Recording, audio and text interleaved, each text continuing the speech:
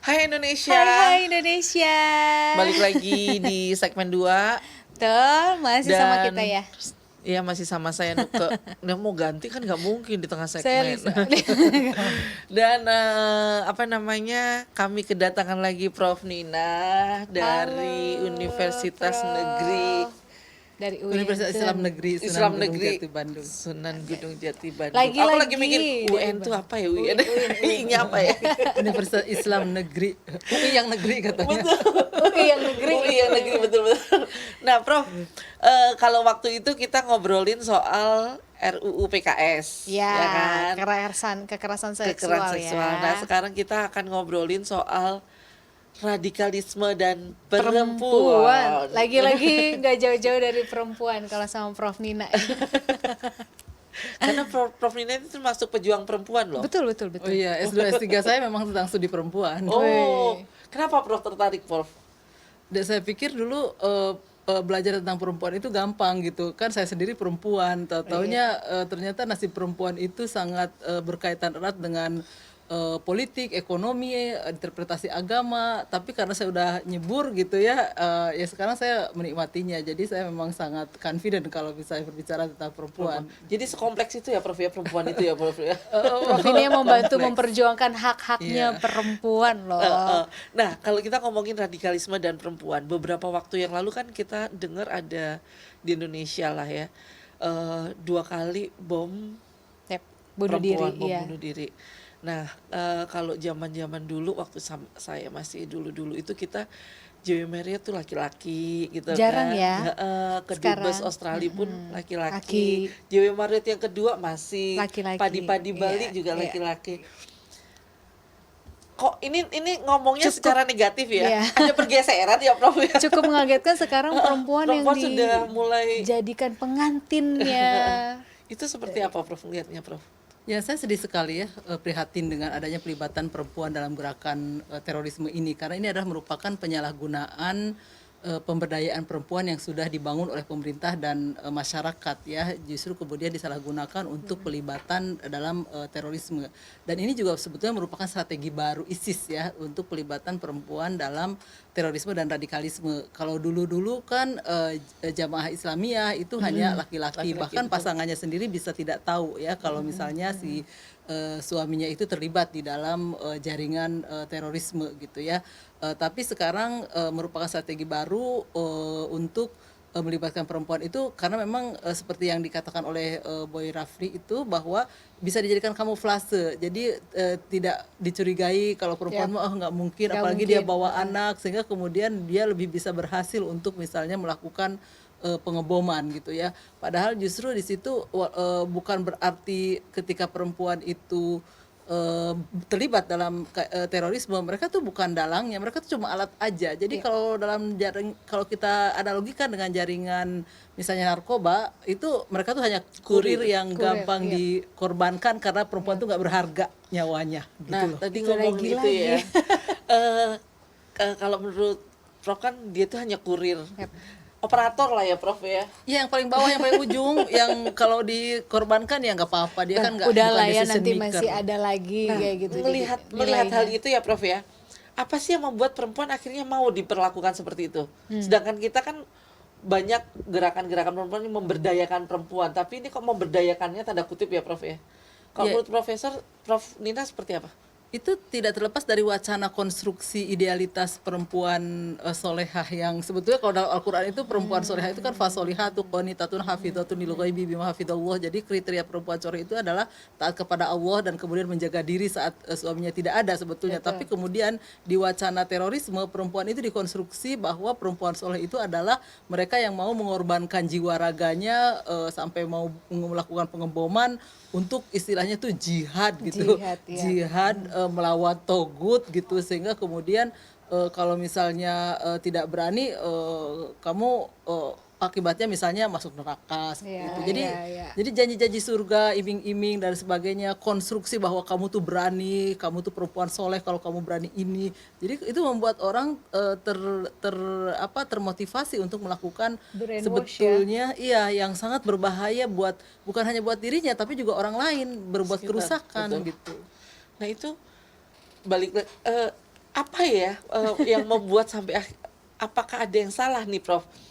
Eh, Sampai perempuan-perempuan yang menjadi operator itu ya menjadi tertarik kan, sebelum sampai akhirnya tertarik dan mau menjadi operator pasti Ada Wacana. rekrut dulu. itu tuh gimana tuh Prof? Karena kalau zaman-zaman dulu tuh waktu saya masih kecil gitu ya, sampai saya sekolah lah kuliah, ibu-ibu itu disibukkan dengan PKK.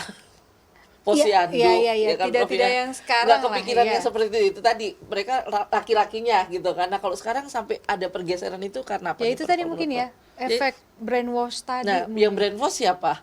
Nah, Ya, itu yang perekrut menciptakan image tersendiri bahwa yang ideal itu adalah yang Wanita soleha tuh seperti melakukan itu, ya.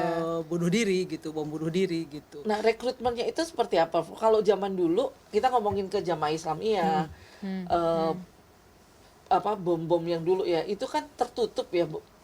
Nah sekarang apakah sama tertutupnya seperti itu sampai kita tidak bisa mengantisipasi, atau sebenarnya terbuka cuman kita ya udahlah, Nah, Iya. apa karena terbuka dan atau gimana nih?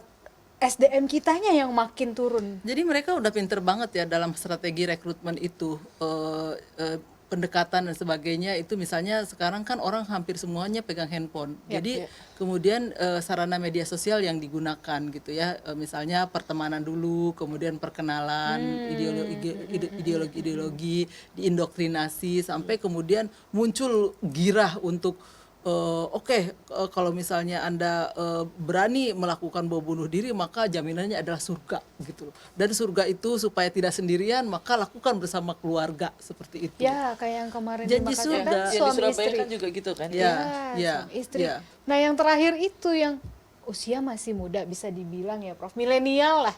Milenial Yang zaman Zakia itu, sekarang. Iya, yang di ke Mabes Mabes Polri. Polri.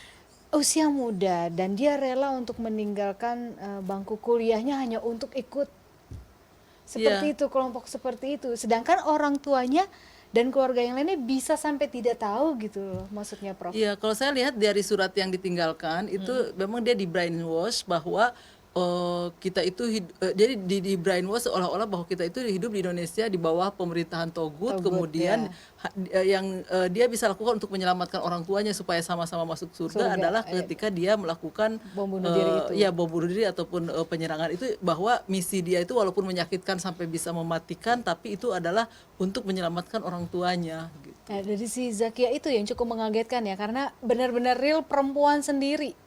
Ya. Dan dia Perempuan sekolah sendiri. ya. Kalau dibilang kurang edukasi enggak juga ya Prof ya? Oh Ya, enggak, sampai dia punya kartu latihan menembak. Maksudnya ini benar-benar kan Berarti terkoordinasi. Ada yang rekrutmen biayai. dari online, setelah Ya. itu pertemuan offline. Ya. Itu gimana tuh Prof kalau menurut yang seprofesor tahu?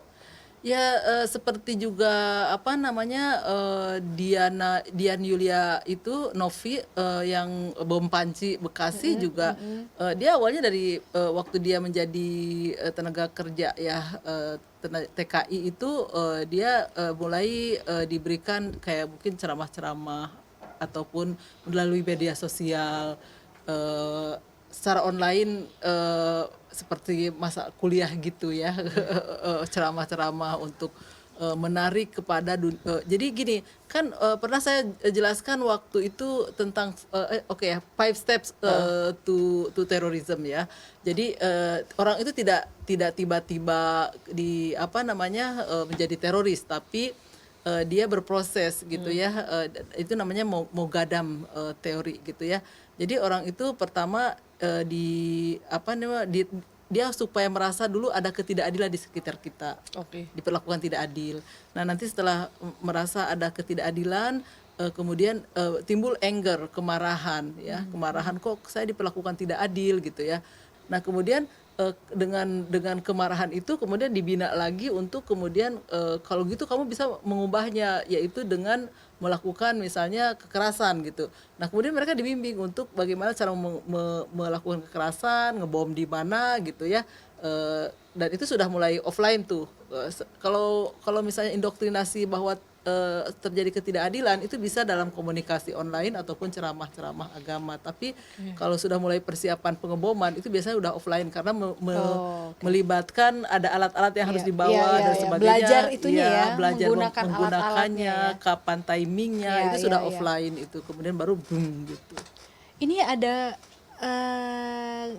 apa ya, bisa dibilang tren hijrah. Hijrah tapi nggak keluar dengan gitu. definisi yang berbeda ya. Iya maksudnya gini, karena kan anak-anak sekarang kita lagi lihat ya Mbak, kayaknya tren hijrah dan orang-orang yang mohon maaf nih mungkin awalnya tidak begitu belajar tentang agama, bisa dibilang telat belajar agama, jadinya masuk ke radikal seperti ini. Dan kalau saya baca Islam itu kan tidak mengajarkan kekerasan ya Prof ya. Bahkan mungkin Sangat. Islamnya itu sendiri artinya kan damai. damai. Sehingga kemudian Iya. apapun perbuatan yang bertentangan dengan kedamaian itu sebetulnya bertentangan dengan ajaran-ajaran Islam. Sama ini Prof, jadi saya pernah satu waktu ngobrol sama salah satu Habib lah ya, itu terkenal banget loh ini Habib, dulu sempat ada program di kita. Beliau mengatakan, jadi kalau di usianya Nabi nih, di ini, perang yang dilakukan Nabi itu hanya 8 hari kalau nggak salah ya Prof ya.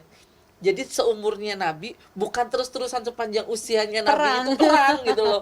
Nah kita kan yang diajarinya cuman yang 8 hari atau berapa ini yang cuman segitu aja, tapi nah itu gimana ya Prof ya? Iya, dan sifatnya kalau dalam perang itu dalam sejarahnya sifatnya defensif ya, bukan agresif. Jadi Rasul itu mau mengangkat senjata ketika betul-betul sudah ini udah diajak ke Islam tapi dia nggak mau, bahkan mereka melakukan serangan-serangan. Maka baiklah kalau misalnya kamu sudah tidak mau diajak perdamaian, kita layani perang ini. Jadi itu sebagai solusi terakhir. Jadi bukan Bukan yang kita yang menciptakan, memulai, tidak, sifatnya defensif. Jadi ajaran Islam itu sangat mengutuk semua bentuk kekerasan ya, apalagi kemudian itu melibatkan misalnya bom bunuh diri yang bisa masif ya akibatnya. Jadi harusnya karena memang orang diindoktrinasi kemudian dia tidak sadar ya, udah dicuci otak. tidak kritis gitu. Sebetulnya kalau dia kritis, tujuan syariat Islam itu kan yang pertama hifdzun nafas ya, menjaga jiwa.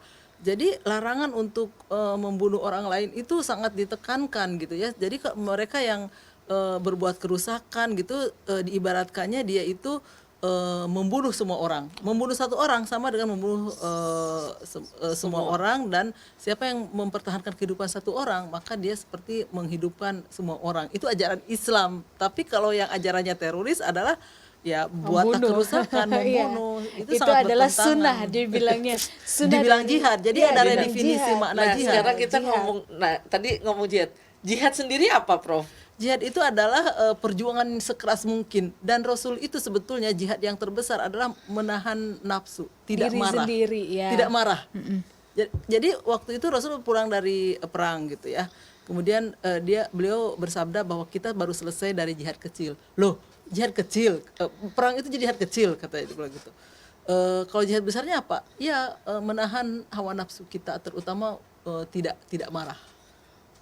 Itu Jadi jihad besar. jihad dengan diri kita sendiri aja dulu ya, Iya, menahan benar-benar. emosi, menahan marah. Dan itu jihad besar loh. Gimana nggak dendam Iya. sama orang, nggak Iya, ini sama susah orang. itu. Bukan yang membunuh orang. Itu dibelokkan. Dibelokkan Iya, ajaran wacananya. teroris. Jadi bisa dibilang guys bahwa ya teroris itu bukan Islam. Sangat. Ya. Dia tidak beragama. Dia tidak Teroris beragama. has no religion. Iya, no religion. Jadi yang mengatasnamakan agama, hijrah, no, itu bukan. Nah sekarang kita apa Bukan ya? Islam. Bukan Islam. Hanya menyalahgunakan Ya, Islam. oknum yang menyalahgunakan Iya, Islam, itu gitu. sangat mencoreng. Iya dong, benar. Nah sekarang kita balik lagi nih ke radikalisme dan perempuan. Yap. Kalau tadi Prof kan ngomong pemberdayaan perempuan kita Salahgunakan. disalahgunakan. Nah menurut Prof sendiri, kira-kira apa sih yang membuat perempuan itu akhirnya terseret? Ya. Selain doktrinasi yang tadi ya, kamu Ya. tuh ini, kamu tuh itu, pasti ada faktor lain, kesepian mungkin, patah hati mungkin. Perasaan, karena perempuan kan lebih ke perasaan, tidak logika. Tidak logika, Ya, betul-betul. di Gimana? dalam budaya patriarki itu kan perempuan diletakkan lebih rendah daripada laki-laki. Yap. Ketika selama ini dia direndahkan, kemudian perekrut yaitu teroris mengatakan kamu tuh bisa loh di garda depan gitu kan, maka dia merasa dia menempatkan di posisi saya di tempat yang sangat strategis. Kenapa kita tidak menggunakannya sehingga kemudian perempuan ingin menunjukkan bahwa dirinya berdaya dengan cara seperti mengambil itu. jadi aku berani, aku bisa loh iya. melebihi laki-laki. Ini Maka loh. kemudian dia mau jadi pelaku. Bahkan seperti yang kemarin di Mabes terakhir itu sendiri kan kayak bener-bener Itu seolah-olah betul-betul dia mati konyol itu itu betul. dengan beraninya loh dia mengeluarkan senjata, tapi itu pun terlihat ya maksudnya asal Iya. tembak Iya. dengan dia tahu sebenarnya kanan kiri depan belakang dia siap juga dia ditembak gitu. Luar biasa baru ya. Stupid banget menurut saya. Iya, stupid banget, mati konyol banget Mati cuma. konyol banget. Mati konyol karena dengan satu tembakan aja Udah dia des. menyasar jantung mati gitu. Dan dengan entengnya dia menggunakan senjata barbar aja gitu tanpa tahu arah dia mau nembak kemana. Ya, dan Itu tidak mudah konyol. memang menembak Tidak tepat mudah. sasaran itu Iya, tidak mudah. iya. Dan dia konyol itu di markas yang benar-benar isinya Random. bersenjata semua, randomly banget sih. Dan itu tren baru ya, Prof. Bisa dibilang Iya. dia perempuan sendiri dengan yang sebelumnya kan sepasang suami istri ya. Kalau ngomongin itu ada faktor eksternal seperti ekonomi kah atau Saya kira nggak itu sih? ideologis ya, karena Zakia itu kan dia anak dari seorang yang enggak terlalu miskin Bukan orang juga. susah ya. Iya, Iya, iya, iya, karena bisa dia dibilang. terseret dia korban indoktrinasi aja gitu. Nah, kalau- Pergaulan ya, pergaulan. Prof. Bisa dibilang. juga biasanya orang yang justru terseret dalam dan menjadi korban indoktrinasi terorisme justru mereka tidak terlalu bergaul dengan orang. Introvert sebenarnya ya, bisa dibilang iya, kayak dia Zaskia ini juga. menyasarnya orang-orang yang memang menyendiri, dan kemudian dengan diindoktrinasi dia tambah teralinasi gitu lebih ya. lebih mudah Iya, ya. Karena kalau mungkin dia banyak pergaulan kan bisa dibilang Dia nanti curhat sama temannya, saya lo ini, nanti temannya ngasih tahu, oh jangan begitu, jangan Oh, gitu kayak iya, gitu. iya. Seperti halnya kalau korban penipuan nih, hadiah mobil, ibu dapat hadiah mobil, jadi yang dibayangkan itu kan mobilnya ya. Sama yang indoktrinasi untuk terorisme juga, kamu akan dapat surga. Jadi yang dibayangkan tuh Surganya. surga aja. Dia dengan caranya bagaimana, kemudian dia tertipu gitu. Iya, kalau kita kan kalau kondisi normal kayak gini bisa kita balikin untuk ke ketua terorisnya. Kenapa nggak kamu duluan? Iya, jadi Masuk surga kalau logikanya. misalnya, iya, orangnya itu bergaul, dia akan bicara dan kemudian teman-temannya bisa menyadarkan gitu. Iya, jangan. Iya. Itu sesat. Dan radikal. saya pernah mengikuti seminar ya 2018 atau 2018 mungkin ya di UI, di antaranya kajian terorisme gitu ya. Kemudian dari BNPT itu mengundang dan bahkan ada videonya testimoni orang-orang yang kembali dari Syria. Saya kira testimoni orang-orang yang kembali dari ISIS itu sangat penting sekali, karena jadi di situ membuktikan semua janji-janji ISIS itu bohong. Kan janjinya bisa dikasih gaji, Iya, perumahan. kasih uang. Jadi orang tuh membayangkan baldatun thayyibatun warabun ghafur gitu ya. Maksudnya tuh negara yang adil, makmur, sejahtera. Terus perbuatannya tuh sangat palosentrik. Palosentrik itu apa-apa itu untuk pemenuhan seksual. Jadi ada perempuan istilahnya diperbudak, dijual belikan, bahkan istilahnya ada yang misalnya suami istri, kemudian si jihadis yang lain tertarik sama istri itu, jadi si suaminya itu Boleh. disuruh perang, disuruh perang supaya nanti mati, kemudian si istrinya itu bisa dinikahi seperti itu. Nah, bentar, kalau dengar ceritanya seperti ini kok kayak balik ke zaman jahiliyah Itu ya? dia. Iya. Berarti kan secara nggak Mereka ingin mengembalikan seperti masa lalu, padahal kita zaman sekarang gitu kan. perempuan kan, nah, niatnya. betul, perempuan zaman dulu kan tidak dihargain ya, Prof ya.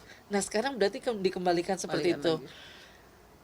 Ada yang salah nggak sih, Prof, ketika teman-teman perempuan-perempuan di luar sana yang akhirnya masuk ke ranah teror itu, apakah mereka memang tidak membaca atau mereka yaudah manut Pandowo Sendiko gitu, kalau orang Jawa itu gimana, Prof? Kalau Ya menurut karena Prof? tidak kritis aja.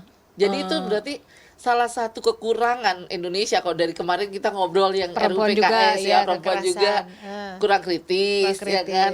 Lagi-lagi ini Tidak juga kurang kritis. Ada yang salah berarti, Prof? Iya, iya betul. Jadi sebetulnya kalau orang berpendidikan itu karena adanya pengetahuan yang cukup, maka ketika ada berita, ada propaganda, itu dia mikir dulu Cari tahu sebelum dulu, iya, iya. mikir dulu. Itu jadi orang kritis itu tidak menerima begitu saja apapun yang disampaikan kepada kita dengan melihat ini motivasinya apa, siapa yang berbicara, arahnya kemana. gitu kan. Itu kalau kritis. Tapi kalau yang nggak kritis, Iya-iya misalnya aja. dianya lagi labil sendirian, kemudian dia diajak oleh personal touch oleh recruiter karena mereka punya keahlian yang sangat bagus ya. Luar biasa, Yang ya. korbannya juga kan bukan dari Indonesia, ada dari Amerika, Banyak, dari betul, Inggris betul. dan sebagainya. Berarti kan mereka sudah mempelajari bagaimana psikologi komunikasi dengan perempuan atau laki-laki. Iming-imingnya itu surga gitu. Iya. Dan itu tidak dapat dibuktikan. Dan itu makanya saya bilang strategi sekali kalau misalnya kita bicara dengan para returnee. Jadi orang-orang yang merasa tertipu dan kabur berhasil ke Indonesia dan kemudian mengatakan semuanya itu bohong. Yap. Saya pernah juga lihat salah satu tayangan YouTube ya tentang keluarga-keluarga yang tinggal di Syria itu, korban-korban dari ISIS lah. Salah satunya anak perempuannya, ayahnya yang memaksa, intinya memaksa mereka untuk ikut gabung dan akhirnya menangis karena nggak boleh pulang ke Indonesia. Dia kangen, dia bilang, saya kangen saya bisa sekolah, saya kangen saya punya teman-teman. Karena benar yang tadi Prof bilang, kehidupan mereka di sana ternyata mereka merasa kita ditipu. Ya, tertipu. Nggak bisa pulang ujung-ujungnya sekarang karena ditolak sama negara kita sendiri gitu kan. Jadi nggak tahu mereka sampai kapan di sana. Nah kalau kayak gitu nih Prof, sekarang apa namanya, singkat nih ya, singkat ceritanya. Kira-kira tindakan preventif seperti apa sih dari pemerintah kah atau dari mungkin keluarga sendiri supaya menghindarkan, terutama perempuan ya, yang seperti Prof tadi bilang, tindakan preventif seperti apa yang harusnya kita punya, Prof?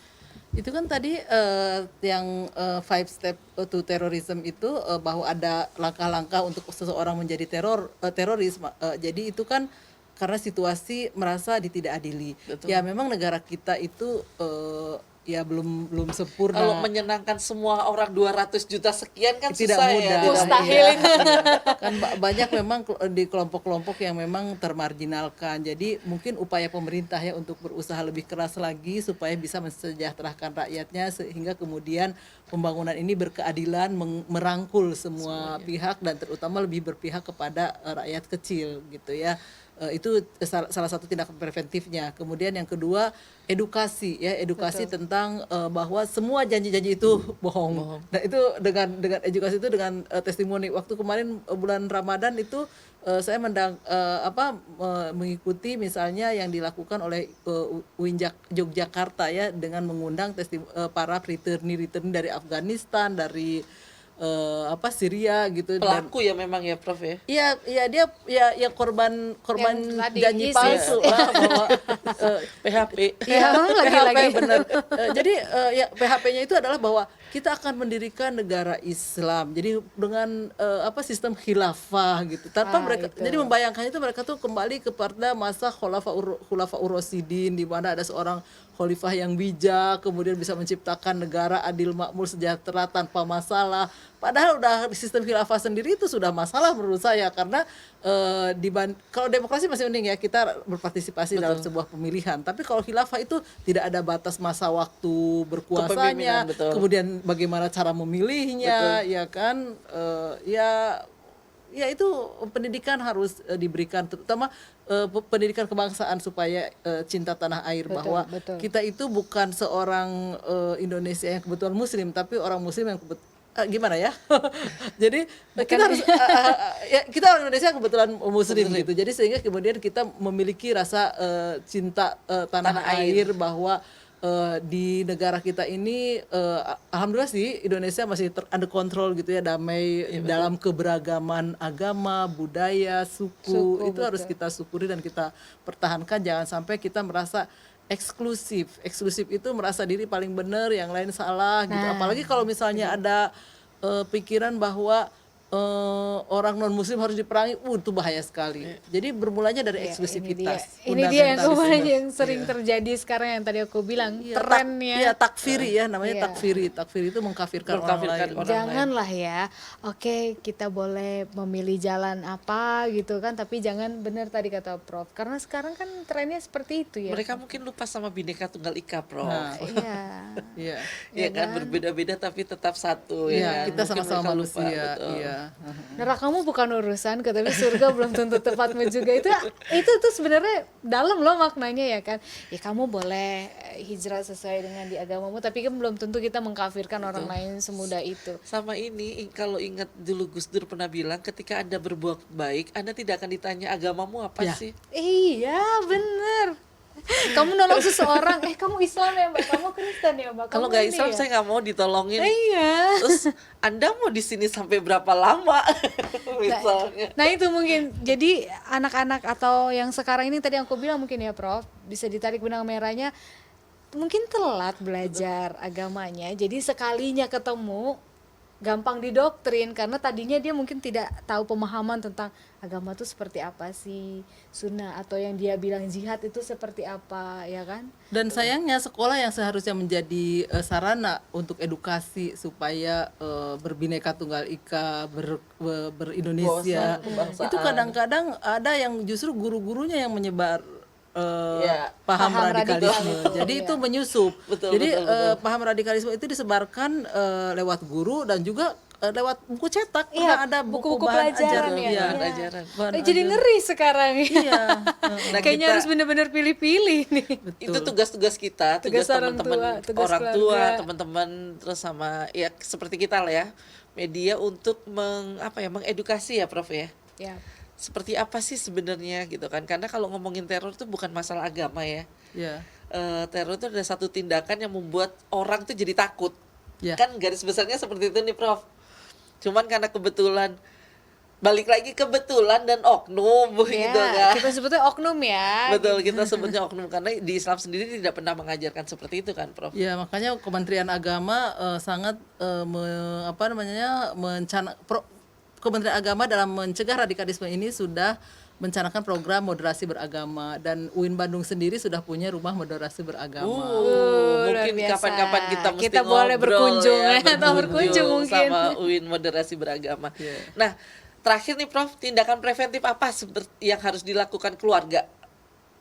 Ya, khususnya di Khususnya keluarga, keluarga dulu deh. supaya adik-adik kita, anak-anak kita itu tidak terdoktrin, karena kan kalau dari Prof tadi ngomong dari online gitu kan, abis gitu di online di ini nih, nah orang tua kan sekarang agak cuek ya Prof, sama anaknya punya media sosial apa Iya. aja udahlah gitu Atau kan, nggak yang di penting anteng lingkungan. anak gue gitu kan Prof. Nah menurut Profesor sendiri seperti apa? Ya, memang ini media sosial ataupun gadget ya sekarang. Saya tuh beruntung ketika gadget begitu mendominasi, anak-anak saya sudah besar, saya nggak kebayang kalau misalnya Masih kecil-kecil. Iya, soalnya kan ada juga kan ibu ada yang menyusui, bisa sambil ini. Jadi intinya gini, gadget itu adalah untuk komunikasi, kemudahan kita dalam berkomunikasi, tapi jangan sampai kemudian kita dikuasai oleh gadget. Jadi mungkin perlu membangun ruang di keluarga itu ketika orang tuh bebas gadget, mungkin ketika makan gitu ya, dan ngobrol, belajar apa di sekolah, dan kemudian ya orang tua harus bisa menanamkan sikap kepada anak itu, sikap inklusif, tidak membeda-bedakan teman berdasarkan agama. Jadi kita sudah terbiasa bergaul dengan orang yang berbeda, menghargai perbedaan, kemudian tidak bersifat takfiri. Takfiri itu menyalahkan orang lain seolah-olah Dia aja yang paling benar gitu. iya, ya. seperti itu gitu. Jadi merangkul dan kritis terhadap kalau ada rayuan-rayuan untuk jihad, hijrah. Ya, Nah seperti itu maksudnya Prof, kalau kita melihat ada nih salah satu keluarga kita yang seperti itu, cara menegur atau cara Ya, saya kepengen kayak jangan begitu banget gitu loh. Anda gitu. ini ya yang curhatan waktu itu ya. Kalau saya Ini takutnya kan ke arahnya sana karena drastis dari yang tidak sama agama itu, yang cuek bebek, mungkin sholat aja enggak, kok tiba-tiba langsung ikut salah satu jamaah itu. Iya. Dia bisa pergi berapa bulan gak pulang-pulang. Nah kita sebagai keluarga kadang ada rasa nih jangan sampai kejebak yang enggak atau radikal gitu. Kalau bisa jangan anak-anak itu misalnya main gadget ataupun laptop gitu ya di kamar sendirian dalam waktu yang lama. Kalau saya sih anak-anak tuh kalau buka laptop itu di ruang tamu. Jadi kita tuh bisa tahu dia buka apa gitu. Jadi masalahnya- layarnya tuh dari belakang tuh kelihatan gitu. Ini orang tuanya Prof. Nah, kita Nah, ini bingung harus kan? kalian nih, Prof. Iya, nggak, maksudnya saya agak-agak worry gitu kan. Takutnya kita di salah satu keluarga ada yang seperti itu kan. Sebelum lebih jauh, lebih baik kan kita mencegah nih, mengingatkan gitu. Nah, mau menyadarkannya kayak yang nanti kita yang diserang duluan. Lo kok mau ngikutin sunnahnya Nabi? Lah, tapi kok begitu gitu. Ya kalau gitu rebutan wacana ya. Mungkin sekarang nih TV ini mengedukasi tentang bahayanya radikalisme. Itu sudah merebut salah satu wacana. Semoga saja milenial atau orang tua yang mengikuti acara ini lebih kritis lagi untuk tidak menerima begitu saja janji-janji palsu ke surga dengan melakukan boleh kekerasan. ya ikut jamaah apapun, maksudnya pengajian apapun gitu untuk lebih baik lagi ke depannya. Tapi ingat, belum tentu, jangan langsung gampang. Nah, ini sepertinya mudah untuk menjudge orang gitu. Paling gini, buat di luar sana, jangan seperti Nuke yang sering di PHP-in. Jadi ketika Anda mendapatkan penawaran apapun itu, tolong ya dikritisi ya Prof ya, dikritisi, PHP-nya dicari udah tahu. soal perasaan Stop lah aja. PHP-nya, Ya, tapi sama perasaan aja. jangan mau di PHP-in soal teroris, atau lagi kamu yang dijadiin pengantinnya katanya. Masuk surga tuh gak hanya dengan bom bunuh diri lah, Betul. nggak mungkin. Nah, ini last nih statement dari Prof nih soal radikalisme Radikalisme dan dan juga bagaimana perempuan. Menyikapi. Oke, kita harus ingat bahwa Islam itu artinya damai. Sehingga kemudian kalau ada propaganda untuk janji-janji surga, untuk melakukan kekerasan, apalagi melakukan bom bunuh diri, itu adalah janji palsu. Jadi jangan ikuti. Ya, Islam itu sangat menghargai kehidupan, bahkan salah satu tujuan dari Maqasidus Syariah itu, tujuan dari syariat itu adalah memelihara jiwa. Jadi pelihara jiwa. Kita mesti menunjukkan kasih sayang dan inklusif ke lingkungan kita, bukan melakukan takfiri atau mengkafirkan orang lain, mengeksklud orang gitu ya. Islam adalah agama damai, jadi jangan berbuat kerusakan. Dan Islam adalah rahmatan lil alamin. Jadi harus menjadi kita itu dalam hidup kita itu memberikan manfaat sebanyak mungkin kepada lingkungan kita, bukan berbuat kerusakan. Terima kasih. Ya, closing statement dari Prof. Iya, Lina. pemirsa. Jadi millennials udah cukup ya PHP-nya sama cowok aja, soal perasaan aja, di luar itu nggak usah PHP, apalagi ya disuruh-suruh jadi Itu tadi ya, apapun yang Anda dengar, apapun yang Anda baca, Betul. mau offline, online, tolong dikritisi, bener nggak sih gitu kan, Betul, sesuai iya. nggak sih? Cari gitu ya. tahu dulu, Cari jangan tahu hanya dulu. dari satu sumber gitu. Betul. Dan apapun yang beredar di sana itu balik lagi dikritisi lagi gitu kan. Rajin, mulai dari sekarang coba deh untuk cinta membaca, Ya. cari tahu ya, baca Karena- nggak hanya dari buku. Sekarang Betul, kan betul. teknologi udah canggih ya, jangan digunakan untuk yang Nah, itu doktrin tadi. orang ya. Pakai smartphone, orangnya juga harus smart. Iya dong, malah harus lebih smart yang Iya, menggunakannya. betul. Nah, kami berdua akan balik lagi setelah ini di segmen 3. Oke. Tetap di Hai Hai Indonesia. berbagi cerita dan Dan berita berita untuk Indonesia lebih baik.